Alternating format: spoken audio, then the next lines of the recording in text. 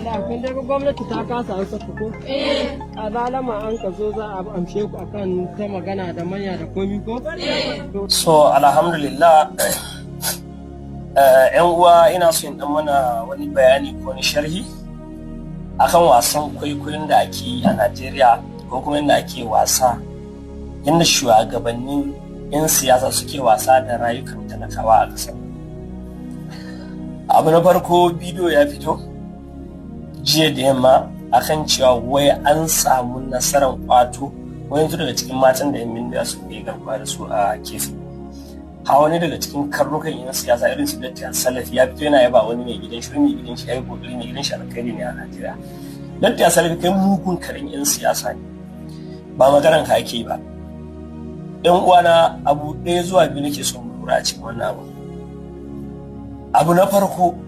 ya aka yi aka karɓo waɗannan yara duk wanda ya san me ake kira security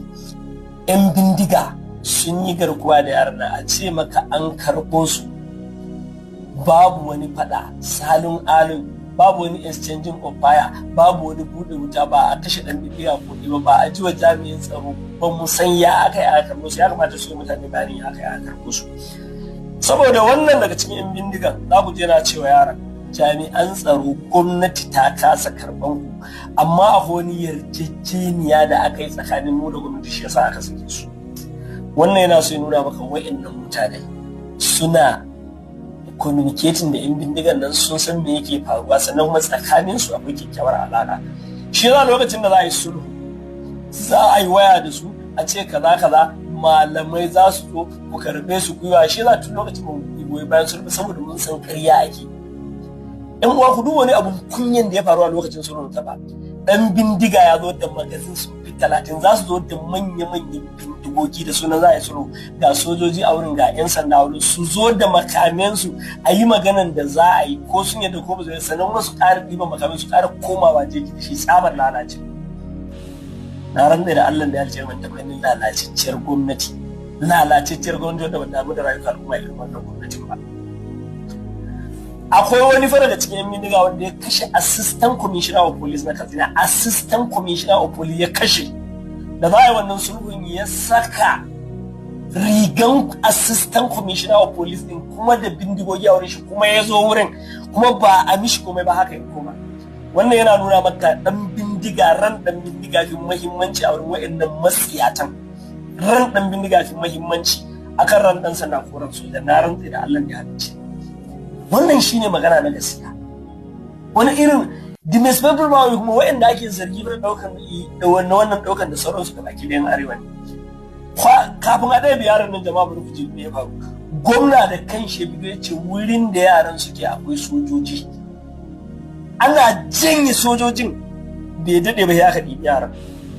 soja idan yana wuri baya barin wuri ya ba shi umarni zan yi tunu tambayan da muke yi waye ba su umarnin su je sannan dauda lawan gwamnan Zamfara kwanaki ya faɗi makamanci maga abu nan ya ce nan Zamfara a wuraren da ana fama da lokaci da ya janye sojoji ko bari ku ji me lawan ya faɗa kan in ci gaba. Muna zaune a Zamfara za ga an ce an turo daga Abuja a cire wannan jami'an tsaro ya zan yi duk dokar da na bayar ba za su ba sai abin da Abuja suka ce a sun san da matsala yake janye su misali to sojoji ne saboda haka daga command ɗinsu ne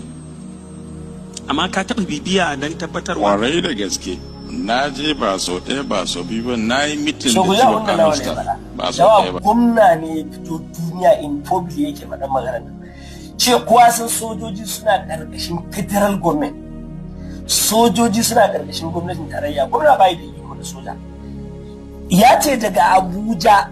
ake janye sojoji ko a turo musu sojoji tambayan da muke yi su wane ne suke kin tura sojoji da sauransu daga Abuja kuma duk yan bindiga nan daga Abuja suke da dauri gidi suke da connection saboda haka duk wani magana da ake cewa za a yaki yan bindiga na rantse da Allah da ya lice ni ƙarya ne wasan kwaikwayo ne kuma wallahi wannan gwamnatin yadda ta ajiye manya-manyan yan ta'adda a cikin ta wato babban abun mamaki ne banda ƙasar na ba irin abin da ya faru yanzu ku ji magana da Murtala Asade ya faɗa Murtala Asade babban malami ne fito duniya tana ji yace Bello Matawalle karamin minista yana shi yake daukar nauyin ta'adda kuma yana connection da yan ta'addan ga bidiyon nan ya yaɗu sannan wai ce in yayi inkarin abubuwan da ni yi magana na faɗi haru dole ni ce shahararren dan ta'addana yana da bindiga ta guda 500 hannu ne jami'an tsaro sun haka moshi ni faɗi an kai shi ofis ɗin lamur da kaca da hannu ne shi wannan karamin ministan tsaro ya buga waya ya ce an kama yaro ne a sake shi ya ce da bindiga sama da 500 ina maimaitawa na in ba ku jiya ba ku jiya maganganu na suna nan ni abin da nika cewa duk wanda ka jin an yi mai ƙarya ko an yi ba daidai ba ya kai Murtala Bello kotu in Murtala Bello bai kawo hujja ga magana ce ba a faɗa ma duniya ƙarya ta yake kuma wani kashe kowa ƙarya don haka an ka ce to turu yaron ka ne ko yaro ne bashar yana nan rayu bai mutu ba hoto ne yanzu haka yana can lokacin lamar yana DIG ya zo ya bada hoto ne ya rubuta takarda cewa ya amshe shi a madadin matawallin Maradon wannan magana in akwai mai inkari ya fito ya inkari